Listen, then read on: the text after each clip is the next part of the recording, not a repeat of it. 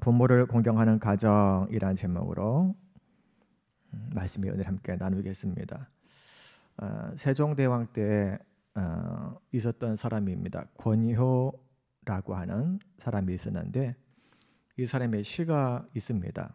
앞에 아마 자막에 뜰 텐데 한번 제가 읽어보겠습니다. 들어보시를 바랍니다.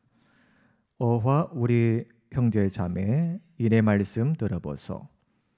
하나님께 영혼받고 부정모혈 육신되어 천금일신 귀한 몸이 이 세상에 태어나서 금지 오겹 사랑받아 자란 것이 아니런가.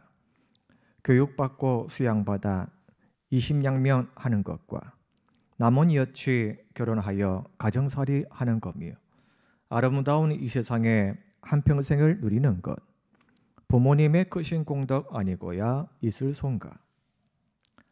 부모님의 그 은혜는 하늘보다 높건만은 청년 남녀 많은 중에 효자 효부 귀할세라.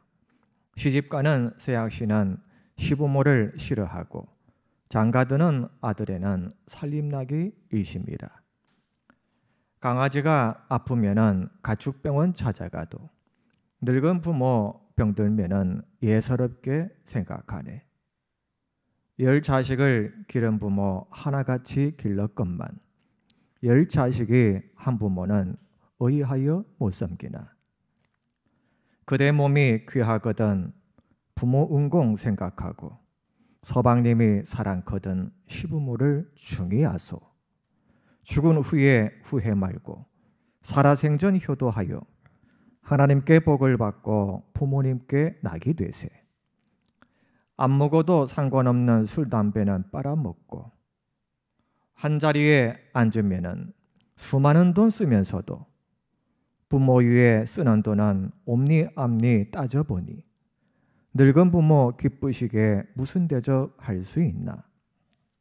반만년의 오랜 역사 깊이 상고하여 보고 명문귀족 번영함은 효자 후손 분명하고 불효자식 끝이 없이 무궁무진 고생이라.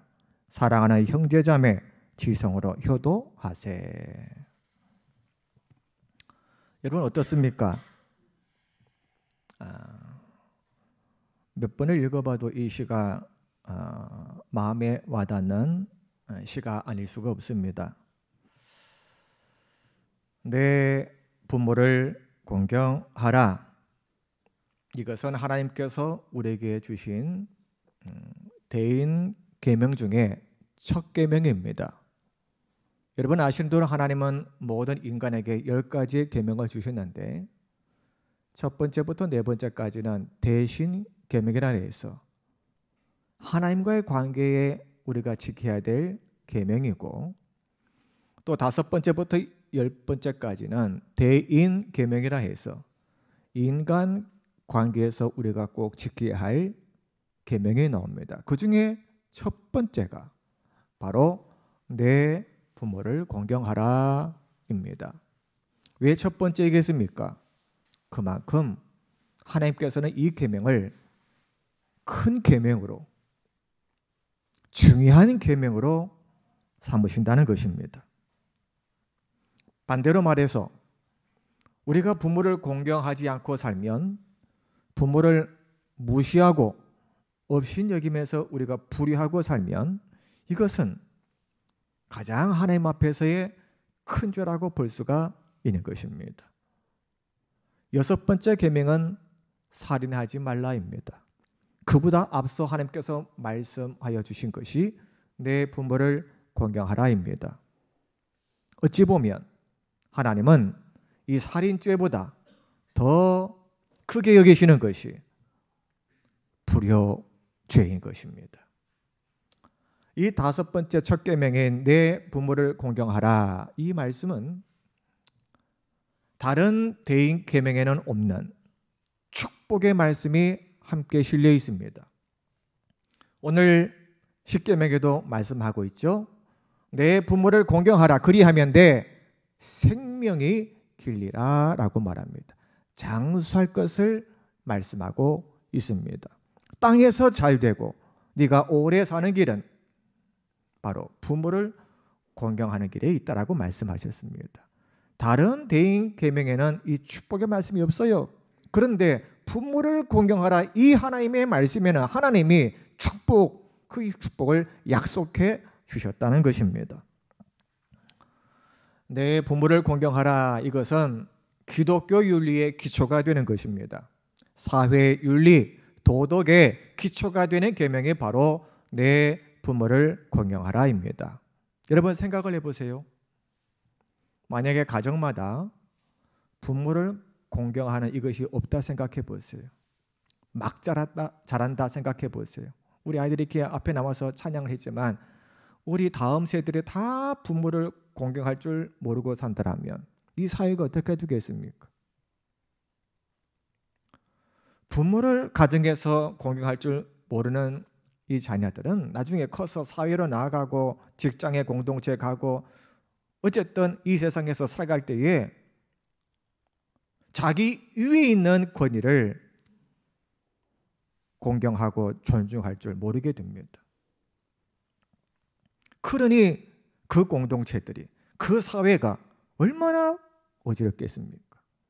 어릴 때부터 가정에서 부모를 공경하는 이 법도를 배우고 하나님의 이 계명을 철저히 배우고 산 자녀들이 사회에 갔을 때, 그들이 이 세상에 나아갔을 때 세상이 권위를 존중할 줄 아는 그런 복된 세상이 되는 것입니다.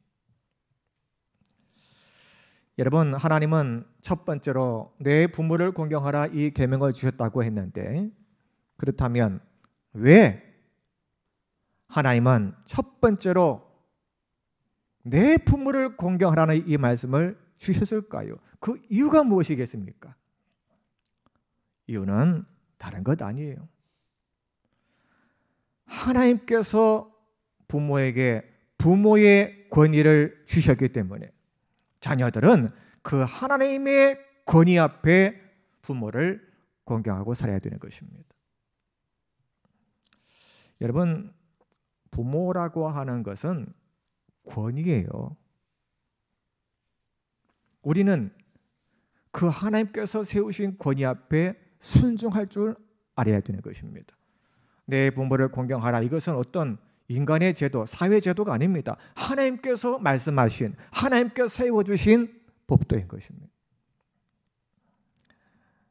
여러분, 우리가 아는 대로 노아라고 하는 가정이 있었습니다. 아들이 셋이 있었죠. 셈과 함과 야벳이라고 하는 세 아들이 있었습니다. 그런데 이 노아가 술을 잔뜩 먹고 포도주를 너무 많이 마셔서 취해서 하체를 다 벗고 알몸으로 누워있는 것을 둘째 함이 보게 됩니다. 그런데 자기 아버지지만 술을 잔뜩 먹고 그 모양으로 벌거벗고 있으니 그래서 아버지를 비방하죠. 나중에 셈과 야벳 다른 아들들이 그 소식을 듣고는 비방하지 않고 뒤로 가서 그 하체를 가려드리고 그럽니다. 그때 나중에 노아가 이 사실을 알고는 그 자신을 아버지를 비방했던 그 함을 향해서 저주합니다. 너는 네 후손까지 종의 종이 되어 살리라. 저주를 내립니다. 아니, 어떻게 아버지라는 사람이 자식을 향해서 저주를 할 수가 있을까? 그건 자기의 감정에서 나오는 저주라기보다는 하나님의 법도를 무시했기 때문에, 하나님께서 세우신 권위에 도전했기 때문에 한 저주였던 것입니다. 그리고 셈과 야벳을 향해서는 어떻게 합니까? 노아가 너는 너의 후손까지 앞으로 하나님께서 창대케 하시리라 축복을 합니다. 나중에 어떻게 됩니까? 성경을 보면 그대로 돼요. 셈과 야벳은 복을 받고 함은 정말로 종의 종이 되어서 후손이 그렇게 살아갑니다. 여러분, 오늘 이 노아의 함이라는 아들이 그 아버지의 실수를 보고 허물을 보고 비방한 것은 단순히 아버지의 그 허물을 보고 비방한 것이 아니라 하나님을 업신여긴 것입니다. 왜냐하면 그 부모라는, 아무리 부모가 실수가 있고 못나고 잘못이 있고 부족해도 하나님께서 부모라고 하는 그 권위를 세우셨는데, 그 하나님께서 세우신 권위를 도전한 것이므로 그 권위를 바라보고 해야 되는데, 사람, 부모를 보고 하니까 비방만 하죠. 뭔 아버지란 자가 술을 잔뜩 먹고 그것도 알몸으로 그러고 있습니까?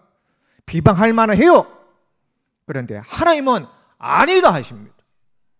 너는 내게 도전했다 하시는 것이, 왜 내가 세운 권위를 네가 비방하냐라고 하는 것입니다. 그러면서 하나님은 이 노아가 저주한 대로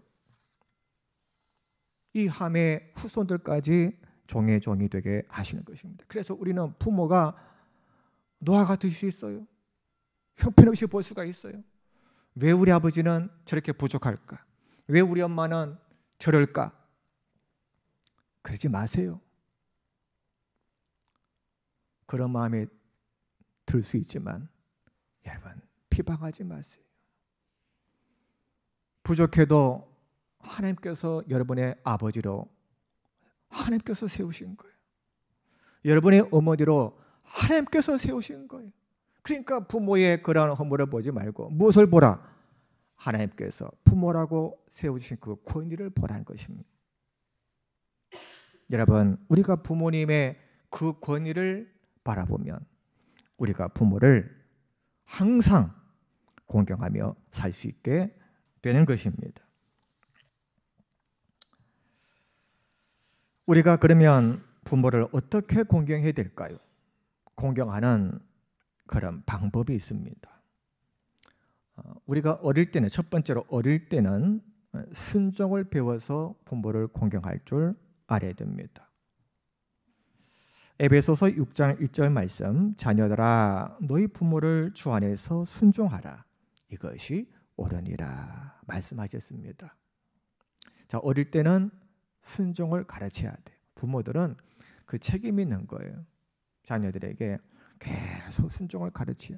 자기 고집을 부리고 순종하지 않잖아요. 매를 때려야 됩니다. 잔소리로 때리지 마시고 하나님의 말씀을 갖다 놓고 때리십시오. 그리고 그 고집이 꺾여지고, 아, 아빠 엄마에게는 순종해야 되는구나, 이것을 깨닫게 그렇게 교육을 시켜야 됩니다. 그래서 아빠 엄마 말에는 뭐 우상 숭배하고 죄 짓는 일, 이거 외에는 다 순종해야 됨을 어릴 때 가르쳐야 되는 것입니다. 존 웨슬리의 그 어머니 수잔나는 이런 말을 한 적이 있습니다. 그분은 10남매를 훌륭하게 키우셨는데 어릴 때부터 그걸 철저하게 하셨대요. 순종하는 법을. 왜 이 수산나라고 그 10자녀나 되는데 고집 부리고 말 안 듣고 그런 자녀가 없었겠어요? 있었죠. 하지만 이 수산나는 하나님의 말씀을 딱 앞에 갖다 놓고 그 말씀으로, 봐라, 엄마는 하나님께서 너희 앞에 권위로 세우신 존재다. 그러니까 엄마가 말하면 너희는 하나님께서 말씀하시는 것을 여기고 따라야 된다. 고집을 부리면 때리면서 그렇게 철저하게 순종하는 법을 가르쳤다고 합니다. 그러면서 이 수산나는 이런 말을 남겼습니다. 자식이 순종하지 않고 말 안 듣고 그럴 때에 그냥 내버려 두는 부모는 그 자식을 마귀의 자녀로 만드는 사람입니다. 그렇게 말했어요. 순종하는 법을 가르치지 못하면 그 자식을 마귀로 만든대요. 그래서 우리 어린 아이들은 어렸을 때는 순종하는 법을 배워야 되는 것입니다. 두 번째로, 청년이 되면 어떻게 공경해야 될까요? 부모님을 용납해드리고 감사하는 마음을 가지고 부모님을 공경해야 됩니다. 이 자리에도 청년들 있죠? 어떻게 된다고요? 용납하세요. 그리고 감사하는 마음으로 부모님을 항상 공경하는 마음을 가지십시오. 우리가 사춘기가 지나고 이제 청년쯤 되면, 이제 성인이 되면 부모님의 약점과 결점들이 자꾸 커져 갑니다. 어렸을 때는 그냥 아빠, 엄마 이랬는데, 크니까 어릴 때는 엄마의 결점이 안 보이거나 조금만 했던 것이, 아빠의 약점이나 결점이 아주 조금했던 것이 갈수록 커져요. 그러면서 어떻게 하는 거예요? 그걸 붓고 살아가는 거예요. 그렇게 하지 말라는 것입니다. 어떻게 해야 된다고요? 용납하라는 거예요. 용납하라는 거예요. 그래서 어떤 자녀가 부모에게 상처를 받았다, 뭐 말을 통해서라든지 어떤 상처를 받았어. 그럼 어떻게 됩니까? 그 상처를 품고 살면 안 되는 거예요. 용납, 즉 용서해 드려야 돼요. 부모도 완벽한 존재가 아니에요. 이 세상에 완벽한 사람은 없습니다. 부모도 연약한 존재입니다. 그러므로 부모로부터 상처를 받았다고 그 상처를 품고 살지 말고 용서해 드려야 돼요. 그리고 우리 아빠도 우리 엄마도 사람이지, 나도 연약한 존재고 이 세상의 모든 사람도 다 연약한 존재인데 우리 엄마 아빠도 마찬가지지. 그걸 부정적으로 바라보지 말라는 거예요. 왜 부모의 약점과 결점을 부정적으로 바라보고 그걸 왜 품고 삽니까? 여러분 자신은 완벽합니까? 그 부모님이 완벽하지 않은 것도 당연한 것 아닙니까? 그래서 우리가 부모님을 그렇게 바라보지 않으면 우리 부모님도 연약한 사람이시다.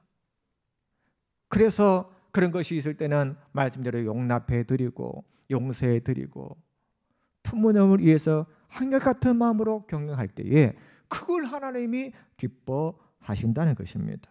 성경에 보면 어떤 인물이 완벽합니까? 노아도 말씀드린 것처럼 술 먹고 하체를 벗고 그러고 있었죠. 아브람도 보세요.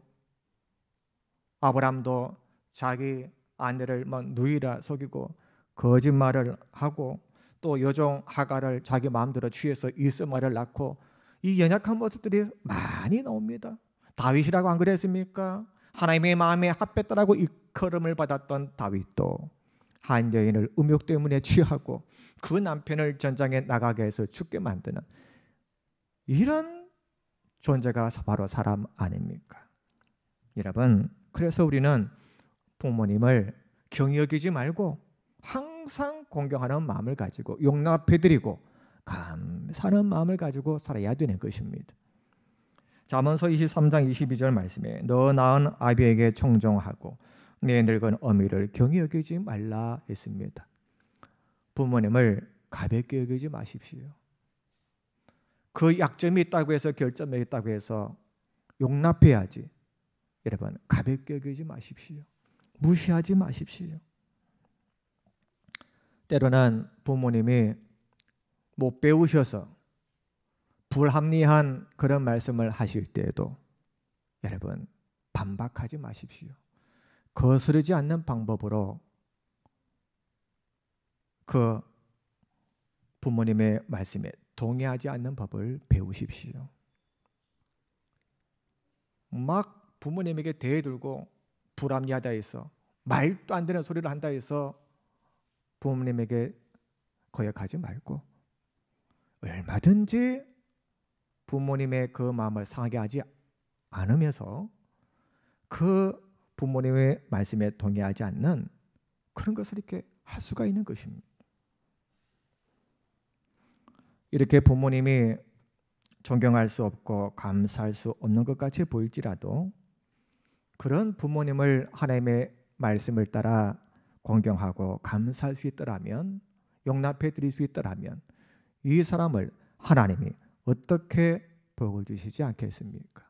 이 사람을 하나님께서 어떻게 기뻐하시지 않을 수가 있으며 이 사람에게 하나님께서 그 기도를 어떻게 응답하시지 않겠습니까? 그러므로 청년일 때는 부모님을 용납해 드리고 감사하는 마음을 계속 품고 살아가야 할 것입니다. 세 번째로 우리가 장년이 되어서는 어떻게 될까요? 부모님을 인정해드리고 부모님을 버리지 말고 끝까지 봉양해야 하는 것입니다. 사람이 늙으면 인정 욕구가 강해진다고 합니다. 이 심리학자들의 말입니다.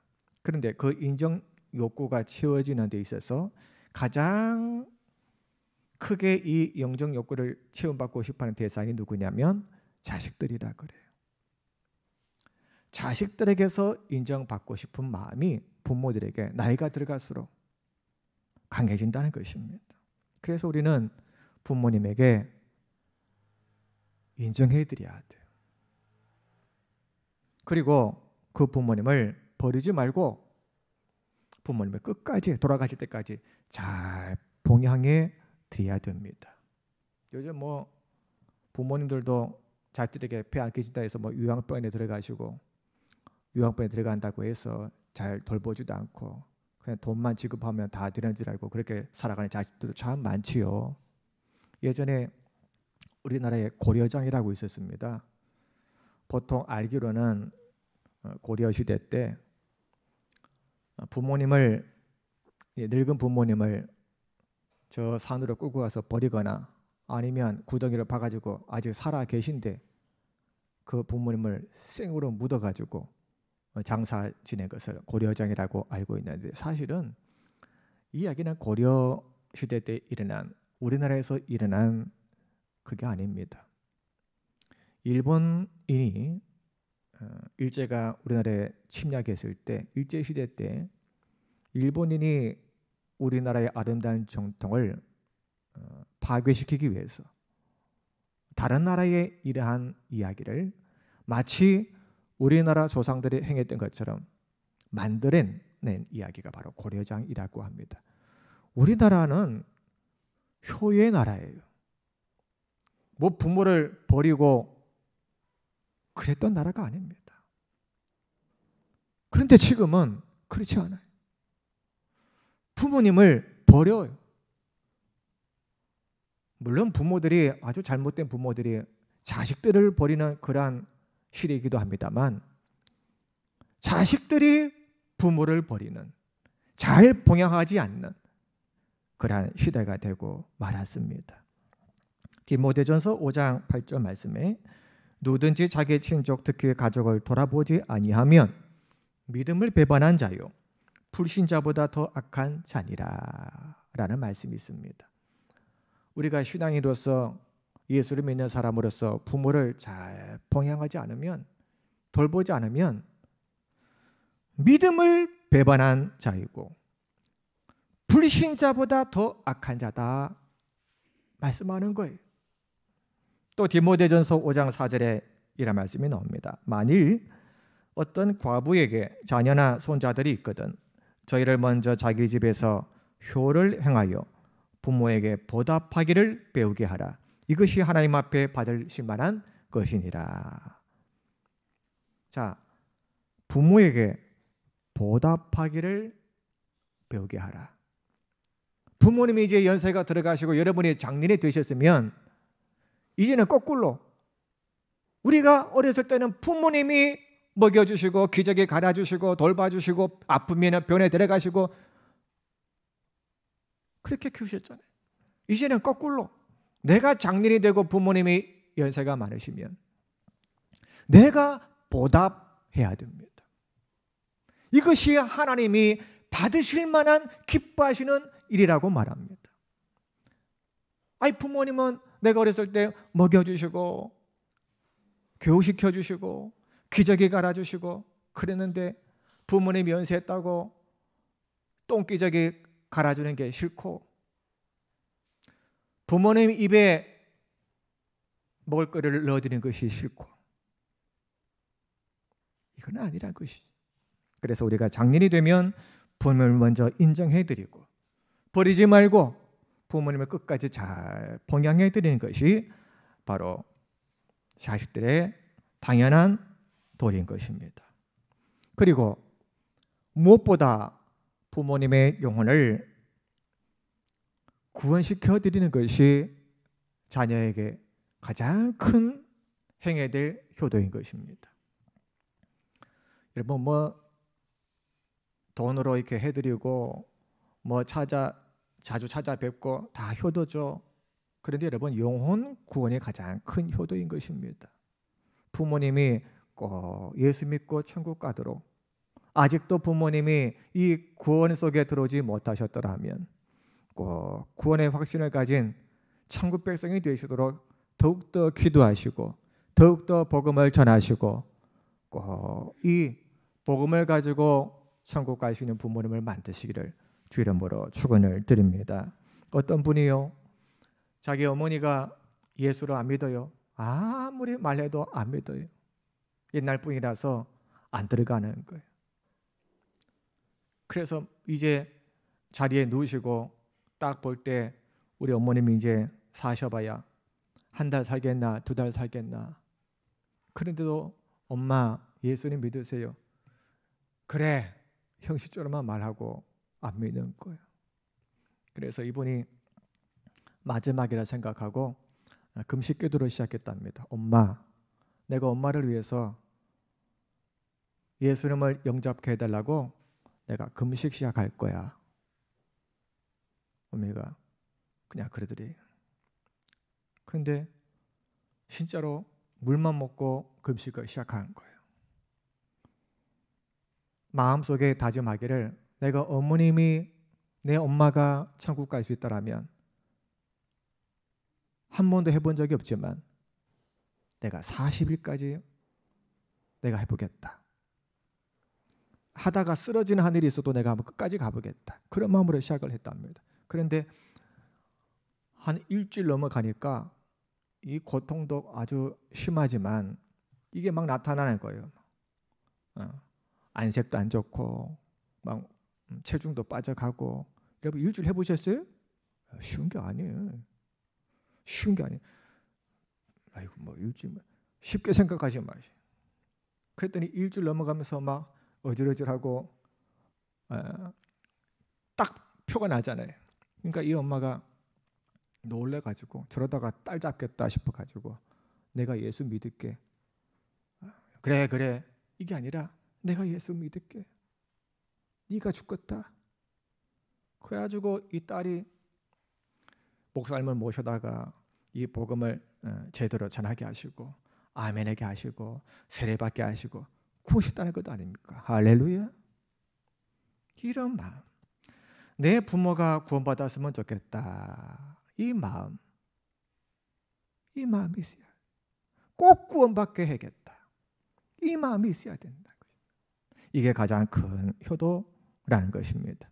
여러분 부모님 돌아가시고 나면 소용없어요. 살아있을 때 예수님을 영접해야 됩니다. 예수님께서 비유하신 것처럼 부자와 거지 나사로 뭐라 했어요? 큰 구렁텅이가 있어. 물론 비유의 말씀입니다만 큰 구렁텅이가 있어. 건너지 못할 곳이라 했어요. 지옥에 간 분이 아들이 애통해한다고 해서 천국으로 옮겨지고 그러지 않는다는 거예요. 살아생전에 운명하시기 전에 예수님 믿게 하셔야 됩니다. 여러분 마지막으로 부모님이 돌아가신 우리 성도들은 어떻게 해야 되겠습니까? 이 자리도 부모님이 이미 돌아가시고 안 계신 우리 성도님들이 계십니다. 어떻게 해야 될까요? 부모님이 돌아가신 후에는 자녀들은 부모님을 거울 삼아서 신앙생활에 승리하기 위해서 최선을 다하고 사셔야 됩니다. 부모님이 돌아가셨다는 것은 물론 우리가 죽고 사는 것이 정해져 있지 않고 젊어서도 일찍 갈 수가 있고 하는 것입니다만 부모님이 대체적으로 돌아가셨다는 것은 나도 나이가 많다는 거예요. 나도 이제 살 날이 그렇게 많지 않다는 것입니다. 그러면 이 노년의 때에 우리가 어떻게 사는 것이 잘 사는 것인가? 부모님을 거울 삼아서 여러분, 신앙생활에 초점을 맞추고 사십시오. 부모님이 잘하신 거 있잖아요. 신앙적으로나 세상적으로나 그 잘하신 것은 여러분이 거울 삼아서 여러분도 그것을 닮아서 잘하시고, 또 부모님이 또 부족한 부분이 있었잖아요. 약점과 결점이 있으셨잖아요. 그런 것도 또 거울 삼는 거예요. 아, 부모님은 이게 좀 부족하시는데 나는 이렇게 하지 않겠다. 그걸 닮는 사람들이 있어요. 그걸 닮는 게 아니에요. 그래서 우리는 이 노년의 때에 나의 아버지가 되시는 하나님을 잘 섬기고 사는 일에, 이것에 초점을 맞추고 살아야 되는 것입니다. 그래서 사도 바울이 디모데후서 4장 7절에서 고백한 것처럼 내가 선한 싸움을 싸우고 나의 달려갈 길을 마치고 믿음을 지켰으니 이제 후로는 나를 위하여 의의 면류관을 내게 주실 것이니. 노년에 이 신앙 고백이 있어야 됩니다. 젊었을 때는 우리가 이 신앙 고백까지 할 수 있는 믿음이 없었을지라도 이제 내가 부모님 돌아가신 이후에 내가 이 노년의 삶을 살고 있을 때는 내 아버지 되시는 그 하나님을 향해서 내가 선한 싸움을 이 땅에서 싸우며 나의 달려갈 길을 마치기까지 주님을 섬기는 일에, 하나님을 섬기는 일에 최선을 다하고 사는 것이 바로 하늘에 계신 부모님에게 효하는 길이며 나의 아버지 하나님 앞에 잘했다, 충성된 종아 칭찬받을 수 있는 그런 삶이 됨을 기억하고 우리가 노년에는 신앙생활에 더욱더 초점을 맞추고 살아가야 할 것입니다. 오늘 이 은혜가 바로 부모님께서 살아계셨을 때는 하나님께서 세우신 권임을 알아 장점 결점 따지지 말고 무조건 공경할 줄 알고, 그리고 부모님 돌아가셨으면 여러분 그 부모님을 거울 삼아 하나님을 잘 섬기는 노년의 삶을 살아서 준비된 의의 면류관을 다 받는 저 여러분이 되시기를 주 이름으로 축원합니다. 기도하겠습니다. 하나님 감사합니다. 오늘 이 말씀처럼 하나님께서 세우신 부모의 권위에 우리가 잘 따르고 부모님을 마음으로 공경하며 살 수 있도록 도와주셔서 이 땅에서 잘 되고 장수하는 삶을 사는 우리의 삶이 되게 하시며 우리의 후손들의 삶이 되게 하여 주옵소서. 또 부모님이 돌아가신 이후에 우리가 노년의 삶을 살 때에 사도 바울처럼 내가 선한 싸움을 싸우고 나의 달려갈 길을 다 마쳤으니 이제 후로는 의의 면류관을 내게 주실 것이니 라고 고백할 수 있는 그런 아름다운 신앙의 삶을 사는 우리 모두가 되게 해 주시옵소서. 예수 그리스도 이름으로 기도하옵나이다. 아멘.